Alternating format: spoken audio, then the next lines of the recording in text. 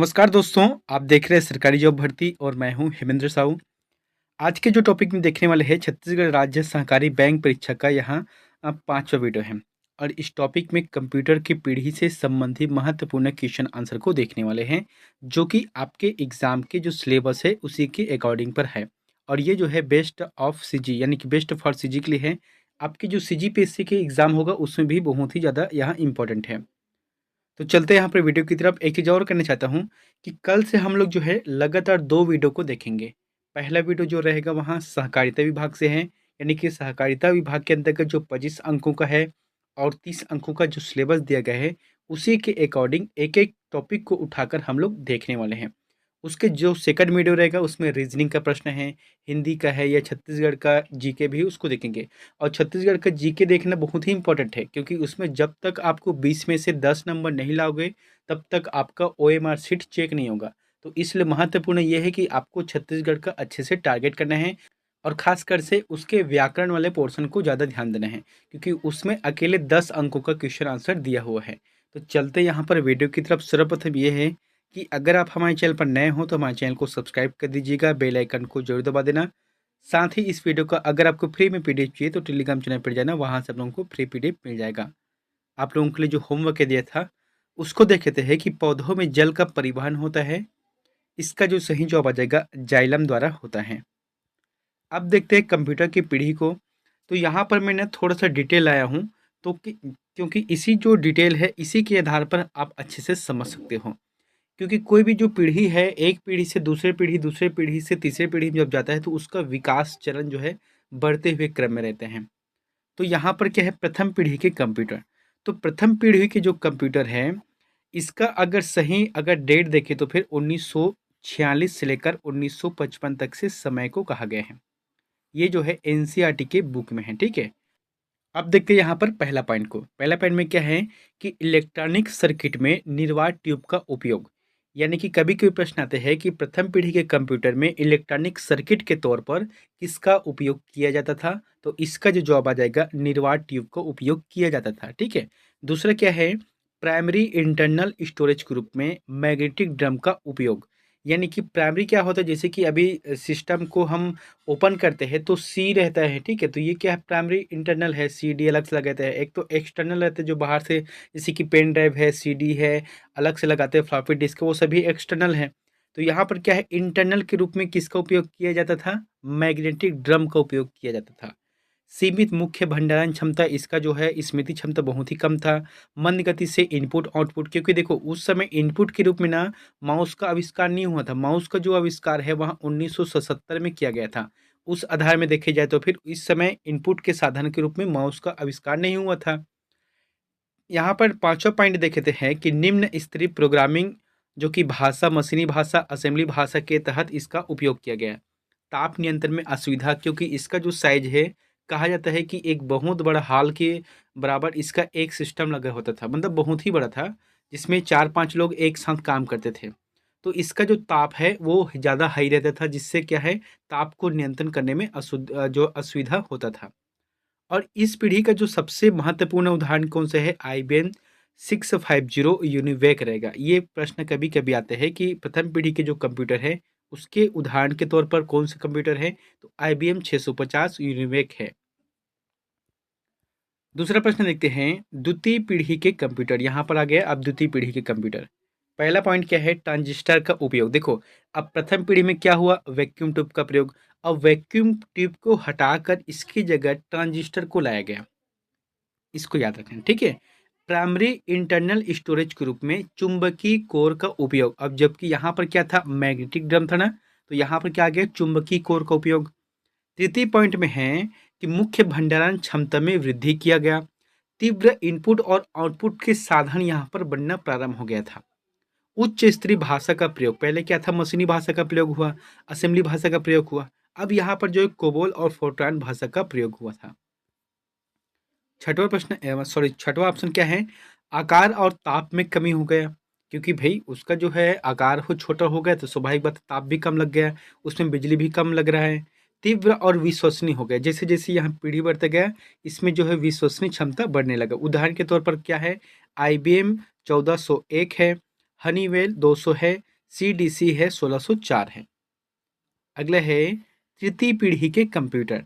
तो तृतीय पीढ़ी के कंप्यूटर में अब यहाँ पर क्या चीज़ का उपयोग होने लगा, इंटीग्रेटेड चिप का, यानी कि आईसी का उपयोग होने लगा। और यहाँ पर क्या था, ट्रांजिस्टर का उपयोग। और यहाँ पर क्या है, वैक्यूम ट्यूब। तो इस तरीका से यहाँ पीढ़ी दर पीढ़ी इसका बढ़ रहा है। दूसरा पॉइंट में क्या है कि चुंबकीय कोर और सॉलिड स्टेट मुख्य भंडारण के रूप में उपयोग होने लगा। लचीला और इनपुट आउटपुट का सुविधा बढ़ने लगा है। तीव्र, छोटे और विश्वसनीय हो गया। उच्च स्तरीय भाषा का वृहद उपयोग होने लगा। रिमोट प्रोसेसिंग और time sharing system, multi programming का उपयोग होने लग गया। मैंने बताया था ना आपको, टाइम शेयरिंग सिस्टम है या मल्टी प्रोग्रामिंग का है। जैसे कि एयरलाइंस वगैरह में ऑनलाइन चलते हैं, जैसे कि आजकल मोबाइल के माध्यम से हम एयरलाइंस में बुकिंग करते हैं या रेलवे में बुकिंग करते हैं, तो ये सभी क्या है, इसी के माध्यम से होता है। एयरलाइन से रिजर्वेशन है, क्रेडिट कार्ड बिलिंग है, मार्केटिंग फोरकास्टिंग है, ये सभी इसी के अंतर्गत आता है। और इनका उदाहरण कौन से है, IBM सिस्टम यहाँ पर है 360 है, NCR 395 है, उसके बाद है ब्रोक B6500 का है। चतुर्थ पीढ़ी के कंप्यूटर में क्या है, VLSI का तथा ULSI का उपयोग होने लगा। इसका मतलब क्या होता है, very large scale integration, ultra large scale integration है। तो यहाँ पर क्या है, VLSI और ULSI का उपयोग होने लगा। उच्च तथा तीव्र क्षमता वाले भंडारण का इनका प्रयोग बढ़ने लग गया। मिनी कंप्यूटर के उपयोग में वृद्धि हुआ। पहले क्या था कि एक विशेष जगहों पर ही कंप्यूटर का उपयोग किया जाता था, लेकिन जो चतुर्थ पीढ़ी में कंप्यूटर का जो आकार ही इतना छोटा हो गया कि उसे लगभग लगभग अब सभी जगह उपयोग करना प्रारंभ हो गया था। माइक्रो प्रोसेसर और मिनी कंप्यूटर का आरंभ हो गया था, ठीक है। और इलेक्ट्रॉनिक फंड का जो जिसके ट्रांसफर करना है, व्यावसायिक उत्पादन है और व्यक्तिगत उपयोगिता का इसमें सबसे ज़्यादा महत्वपूर्ण है, जिसकी भागीदारी यहाँ बढ़ गया था। अगर इसके उदाहरण की बात किया जाए तो IBM PC XT एप्पल का सेकंड वर्जन है, यहाँ पर है, ठीक है। अब यहाँ पर जो पढ़ते हैं वह पंचम पीढ़ी का है, यानी कि अभी जो हम लोग उपयोग करते हैं ना, वो सभी पंचम पीढ़ी के कंप्यूटर के अंतर्गत यहाँ आता है। इसमें क्या है, ऑप्टिकल डिस्क का भंडारण में उपयोग। मैंने बताया था जे कहाँ से कहाँ प्रयोग हो रहा है, वैक्यूम ट्यूब से ट्रांजिस्टर आ गया, ट्रांजिस्टर से आईसी चिप का आ गया, आईसी चिप के बाद यहाँ पर क्या हुआ था, चौथा में VLSI का है, ULSI का प्रयोग होने लग गया। अब यहाँ पर ऑप्टिकल डिस्क के माध्यम से उपयोग आ गया, यानी कि भंडारण क्षमता में बढ़ने लग गया। इंटरनेट, ईमेल तथा WWW का विकास हो गया। आकार में बहुत छोटे, तीव्र तथा उपयोग में आसान हो गया। इंटरनेट का उपयोग, यानी कि इंटरनेट है, मल्टीमीडिया का उपयोग करने लग गया। उदाहरण के तौर पर क्या है, IBM नोट्सबुक है, पेंटियम PC है, सुपर कंप्यूटर का आविष्कार सभी पंचम पीढ़ी के कंप्यूटर में देखा गया है, ठीक है। यहाँ पर क्या है, सभी के घरों में इनका उपयोग होने लग गया था। ये तो है 5 पीढ़ी का कंप्यूटर। आपने इसे कम से कम पीढ़ी को ना 2 बार तो आप ज़रूर देख लेना। ये प्रश्न बहुत ही इंपॉर्टेंट है, यहीं से प्रश्न ज़्यादातर बनते हैं। प्रश्न पूछ देगा, यहाँ पर पूछ सकता है कि तृतीय पीढ़ी के कंप्यूटर में मुख्य भंडारण के रूप में किसका उपयोग किया जाता था। तो यहाँ पर क्या है ऑप्शन, चुंबकीय कोर और सॉलिड स्टेट मुख्य भंडारण के रूप में उपयोग किया जाता था। कभी कभी ये पूछ सकते हैं कि जैसे कि WWW का जो आविष्कार है वह कौन सी पीढ़ी के कंप्यूटर में हुआ, तो ये रहेगा पंचम पीढ़ी के कंप्यूटर में। तो इस तरीके से बहुत सारे प्रश्न इसमें से बनते हैं। दोस्तों अब देखते हैं यहाँ पर कुछ महत्वपूर्ण वस्तुनिष्ठ प्रश्न जो कि आपके एग्जाम के हिसाब से इंपॉर्टेंट है। कंप्यूटर के विकास में सर्वाधिक योगदान किसका है, आपको बताना है। कंप्यूटर के विकास में सर्वाधिक योगदान किसका है, तो चार्ल्स बेबेज नहीं रहेगा। आप लोग धोखे से भी चार्ल्स बेबेज को मत लगाना। चार्ल्स बेबेज की जब ऑप्शन आ जाएगा तो क्या रहेगा उसके प्रश्न में कि कंप्यूटर का जनक किसे कहा जाता है, कंप्यूटर का पितामह किसे कहा जाता है, या कंप्यूटर की जो आधारभूत संरचना है इनकी निर्माण किसने किया है, तो चार्ल्स बेबेज रहेगा। लेकिन कंप्यूटर का जब बनाया गया उसके बाद जो डेवलपमेंट हुआ है, जिसका कंप्यूटर का विकास हुआ है, उसमें सबसे ज़्यादा योगदान है वहाँ वान न्यूमान का है, ठीक है। चार्ल्स बेबेज ने तो बनाकर चल दिया, उसके जो फाउंडेशन है उसको उपयोग करके 1946 में बना दिया था। लेकिन उस फाउंडेशन को आधार मानकर जो आज की डेट में जो कंप्यूटर पेश किए हैं ना, वो सभी वान न्यूमान की देन है वहाँ। इसलिए इसका जो आंसर आ जाएगा वहाँ D नंबर सही रहेगा। दूसरा प्रश्न है, सर्वप्रथम आधुनिक कंप्यूटर की खोज कब हुई। तो सर्वप्रथम आधुनिक कंप्यूटर की जो खोज है 1946 को हुई है। अब देखो यहाँ पर 1791 से 1871 में चार्ल्स बेबेज का समय था। और कंप्यूटर का पितामह कहा जाता है, क्योंकि इन्होंने जो फाउंडेशन दिया था, यानी कि बेस बनाया था कि कंप्यूटर में इस तरीके से होना चाहिए, तो इसी को बेस मान के 1946 में जो सर्वाधिक आधुनिक कंप्यूटर का निर्माण किया गया था, इसलिए जो है 1946 को सही माना जाता है। और ये जो है एनसीईआरटी की जो बुक है उसी के आधार पर है, 1946 में सर्वप्रथम आधुनिक कंप्यूटर को ही माना गया था। अगला है इंटीग्रेटेड सर्किट चिप का विकास किसने किया था? आपको बताना है इंटीग्रेटेड सर्किट यानी कि आईसी चिप। तो आईसी चिप का जो आविष्कार आविष्कार है जे एस किल्बी ने किया था। 1957 में इसका आविष्कार जैक क्लिब और रॉबर्ट नयास द्वारा किया गया, जो अलग अलग कंपनी में काम करते थे।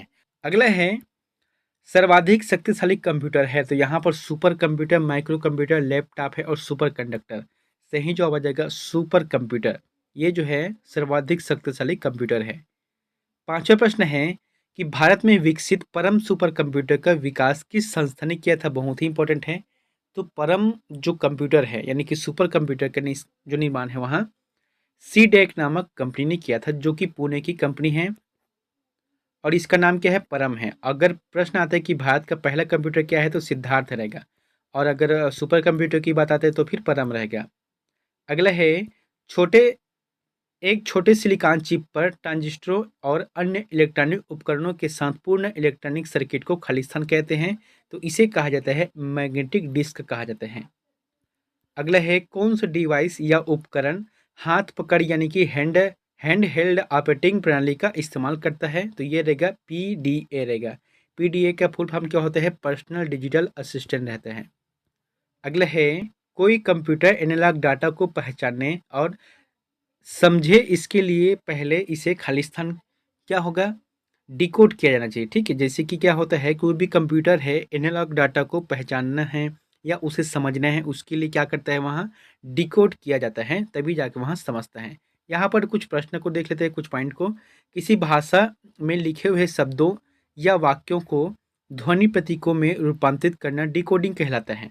उदाहरण के तौर पर अगर हिंदी भाषा में कौतूहल शब्द लिखा लिखा हुआ है, तो हो सकता है कि कोई बच्चा इसे ध्वनि प्रतीकों के में जो है रूपांतरित करते हुए ज्यों का त्यों बोल दे।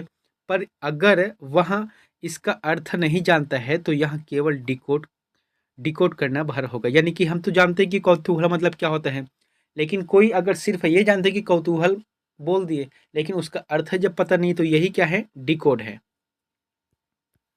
अगला है किसने पहला इलेक्ट्रॉनिक कंप्यूटर यानी कि एनईएक को बनाया था? तो इसका जो जवाब आ जाएगा Presper Eckert and John Mauchly. ये दोनों ने मिलकर जो है पहला इलेक्ट्रॉनिक कंप्यूटर यानी कि एनईएक का निर्माण किया था।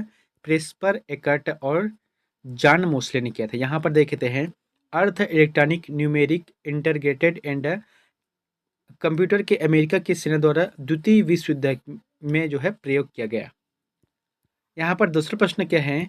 सुपर कंप्यूटर में खालिस्तान होते हैं, तो क्या होते हैं? सुपर कंप्यूटर में हजारों माइक्रो प्रोसेसर होते हैं। सुपर कंप्यूटर में जो है हजारों माइक्रो प्रोसेसर होते हैं, तभी वहाँ सुपर कंप्यूटर बनता है। अगला है आधुनिक डिजिटल कंप्यूटर में किस पद्धति का उपयोग किया जाता है? तो आधुनिक डिजिटल कंप्यूटर में किस पद्धति का उपयोग किया जाता है? ये रहेगा द्विआधारी अंक पद्धति। द्विआधारी अंक पद्धति इसका आंसर सही रहेगा। प्रथम अंकी कंप्यूटर के ब्लूप्रिंट के विकास में सर्वाधिक योगदान किसका है? तो मैंने बताया था ना, जो प्रथम अंकी कंप्यूटर हुआ था 1946 में, तो इसका जो ब्लूप्रिंट के आविष्कार है वहाँ चार्ल्स बेबेज के द्वारा किया गया था। लेकिन अगर प्रश्न आता है कि कंप्यूटर के सर्वाधिक विकास का योगदान रहता है, तो फिर वान न्यूमान सही रहेगा। यहाँ पर 13वां नंबर का प्रश्न है कि सर्वप्रथम पंचकाटा का उपयोग किसने किया था? तो पंचकाटा के उपयोग किसने किया था? ये रहेगा जोसेफ मेरी ने सर्वप्रथम पंचकाटा का उपयोग किया था। अगला है माइक्रो कंप्यूटर में जो नहीं आते हैं उनका नाम है। आपको बताना है कि माइक्रो कंप्यूटर में जो नहीं आते हैं उनका नाम क्या है? एटॉमिक कंप्यूटर है। जैसे कि क्या है, गृह कंप्यूटर है, व्यक्तिगत कंप्यूटर है, लैपटॉप है, ये सभी क्या है माइक्रोगत जो कंप्यूटर के अंतर्गत आता है। और अगर जैसे कि यहाँ पर क्या एटॉमिक कंप्यूटर, तो फिर ये जो है माइक्रो कंप्यूटर के अंतर्गत नहीं आता है, ये जो है डिजिटल है या हाइब्रिड कंप्यूटर के अंतर्गत आता है। अगला है प्रथम पीढ़ी के कंप्यूटर का उदाहरण है, आपको बताना है। मैंने बताया था ना, प्रथम पीढ़ी के जो कंप्यूटर है आईबीएम 650 है, ठीक है, IBM 650 इसका आंसर सही रहेगा। दोस्तों 16 नंबर का प्रश्न है आप लोगों के लिए होमवर्क है, तो इसका आंसर हमें प्लीज़ कमेंट बॉक्स पर जाकर जरूर बताएं। प्रश्न क्या है कि इंटरनेट की सुविधा किस पीढ़ी के कंप्यूटर से प्रारंभ हुआ है? आपको बताना है कि अभी जो इंटरनेट हम लोग उपयोग करते हैं तो ये कौन सी पीढ़ी के कंप्यूटर में प्रारंभ हुआ है आपको बताना है। जैसे कि पंचम पीढ़ी है, तृतीय पीढ़ी है, चतुर्थ पीढ़ी है या इनमें से कोई नहीं। तो इन चारों में से जो भी आंसर आपको सही लगता है तो प्लीज़ हमारे चैनल को सब्सक्राइब कर देना, बेल आइकन को जरूर दबा देना और आपको कमेंट में इसका आंसर हमें कमेंट करके जरूर बताना है, ठीक है। तो मिलते हैं नेक्स्ट वीडियो में एक नई जानकारी के साथ। Thank you.